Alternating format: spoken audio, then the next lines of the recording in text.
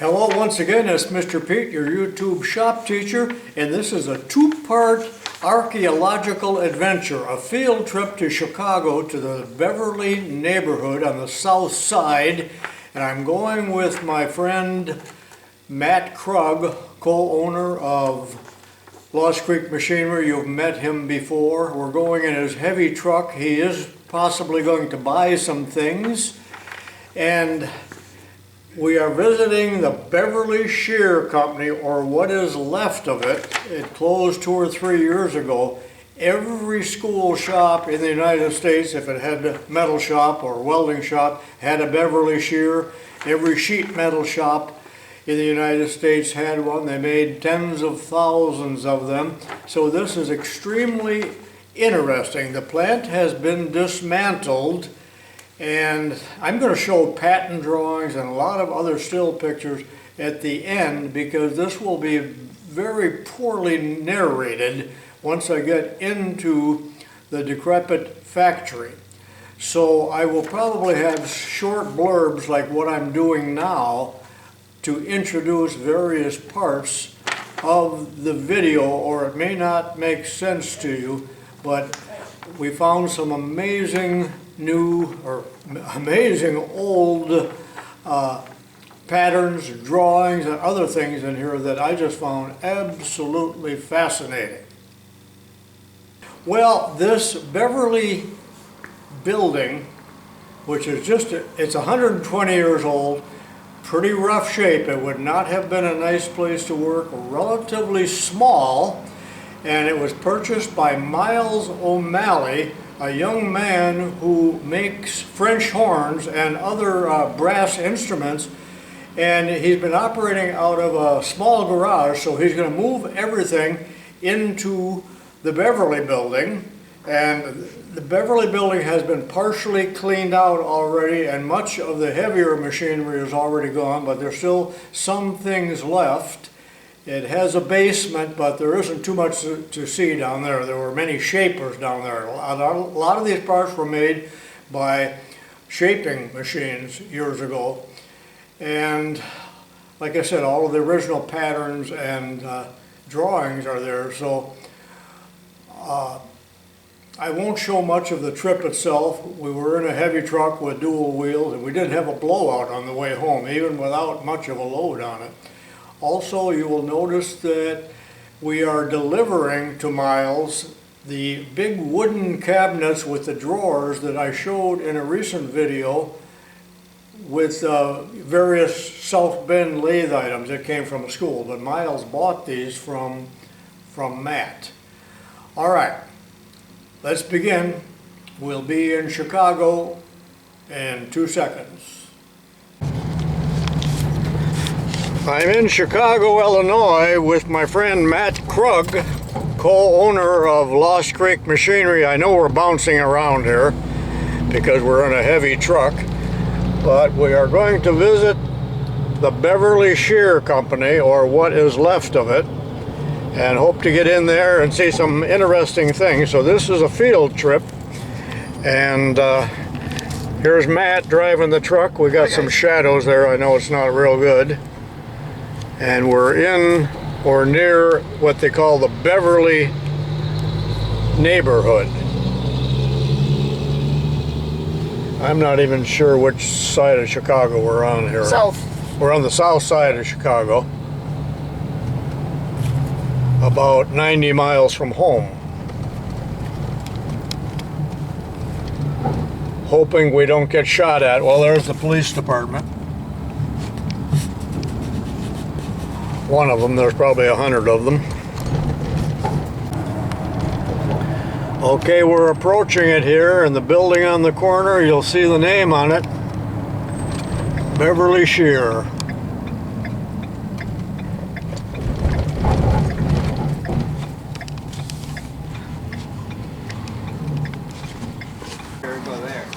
Otherwise, we'll put it in the shed right And these are the cabinets that I showed in one of my videos. They're being delivered here. So this Sets of drawers, oak.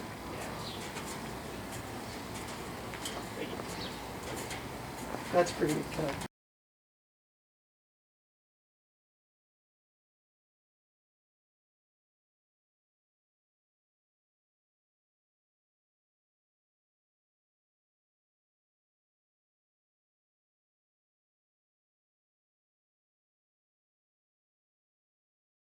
of the machines that were used to make the Beverly shears. Yep. Look at those cutters. My gosh. Yeah. So on this machine, they decked off the. Let me go grab one. The top, the frames, right? The bearing surfaces. Where's Andrew? He's at work. He wouldn't take off. Really? Yeah.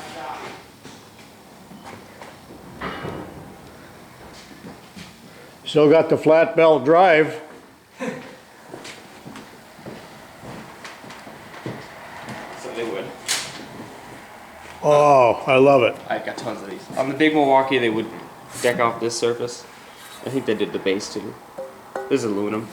Well, now why is that aluminum? It's a sample. It's a sample. Yeah. This is a B3. So that would be the biggest throatless shear they made. How neat is that? Yeah. I got wood ones too.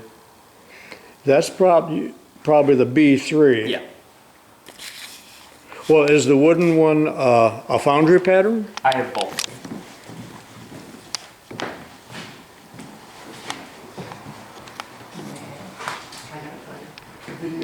In 1969, I purchased a Beverly B2 throatless shear for the school shop, which served us well for all those years that I was there.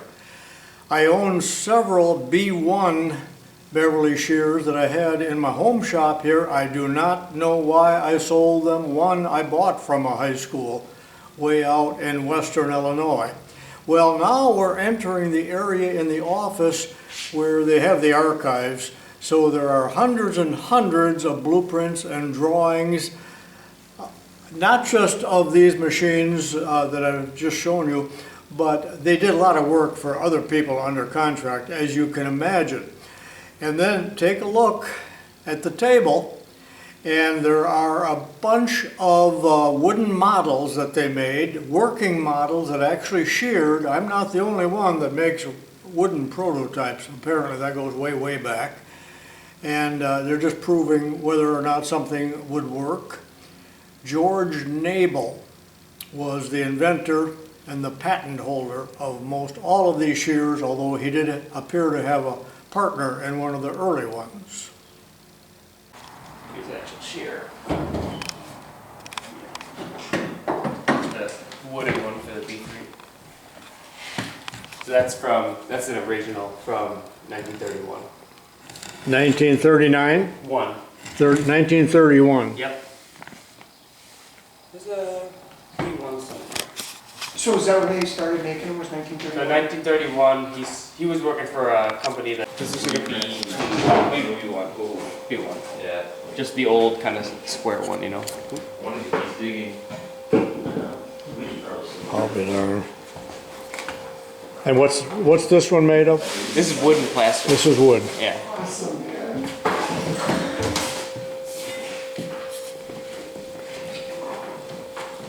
Lets me come I've up never every seen one. weekend. That's the junior. I've never seen one. I'll buy it. Like, I want it so bad. I've seen the 1, 2s, and 3s. Yeah. So that's a 1. This is a 2. This one's a 1. That's a 1, yeah. This is a all prototype.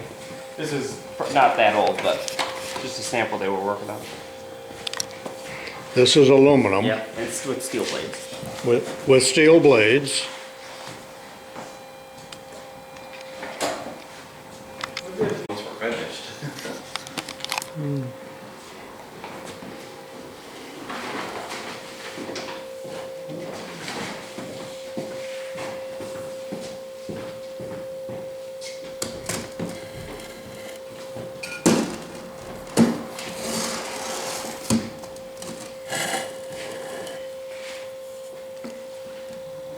Pretty cool. How can you tell it's mahogany? How can you tell it's mahogany?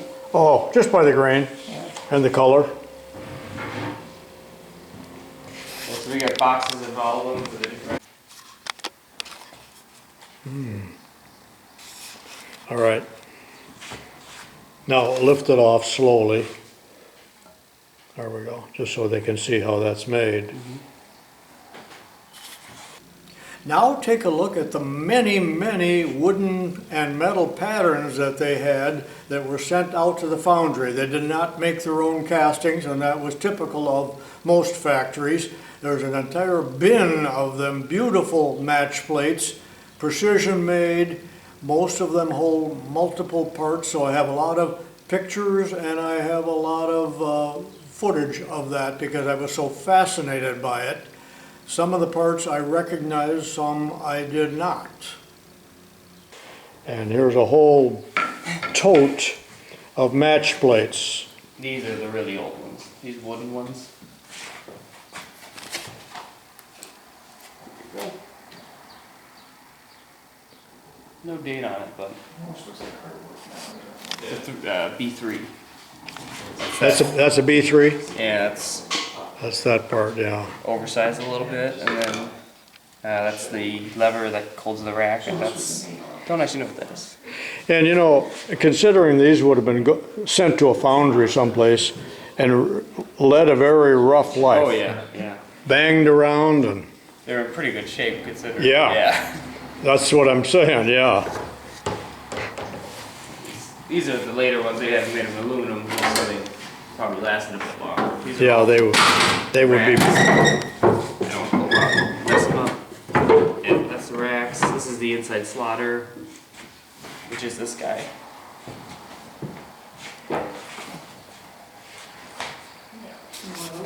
I have a demo sheet on it. We found a really cool print for one. Yeah, oh, those are all in there. I don't know where the actual demo sheet is. We're making cuts on the inside of it. hold that for a second. As I zoom in here, these are some of the original blueprints.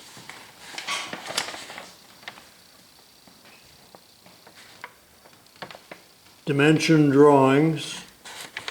Let me look at the corner down here.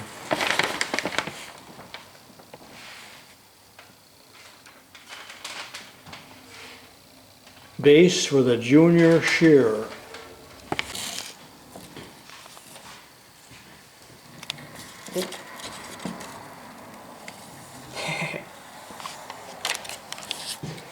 So again, this is wood with some metal blades.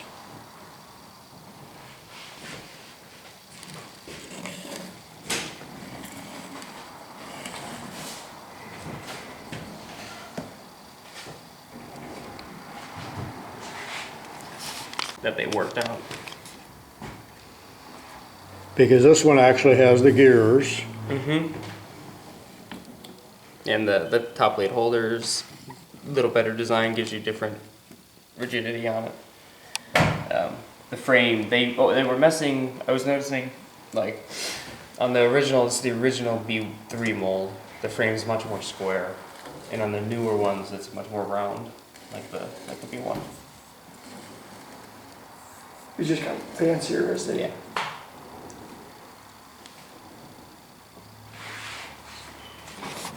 I really want to find a junior though. I love the junior. I love it. Yeah. Are there any bits and pieces like that? Oh, there we go. So a lot of these are that inside slaughter. There's a B2. Yeah, it's super cool.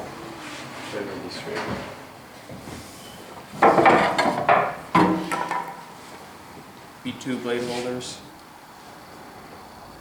It's super cool.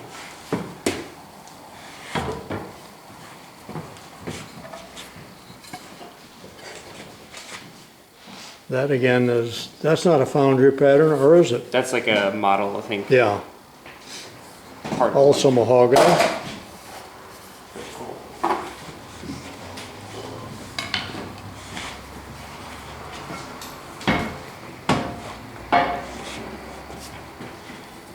Let's see what's under.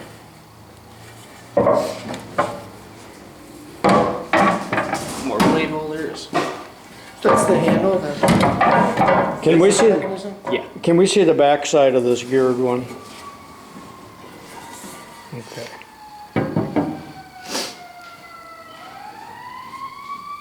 Beautiful patterns.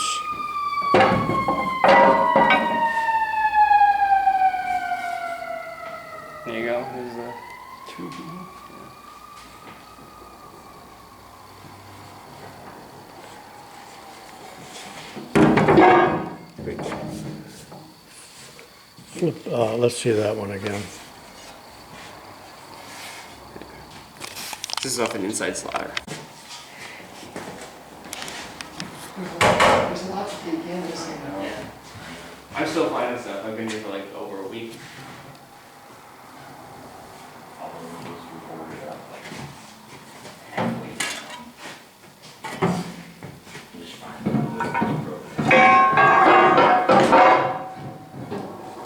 I found an article when they were first starting to sell this. Try to do some Somebody made a raffle.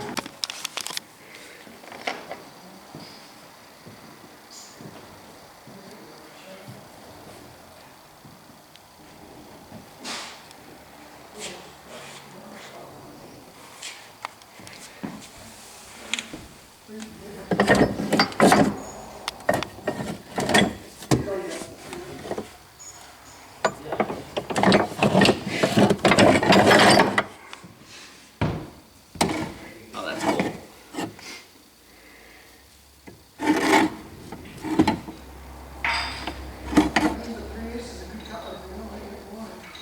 Are those standard pallets they brought short? Okay.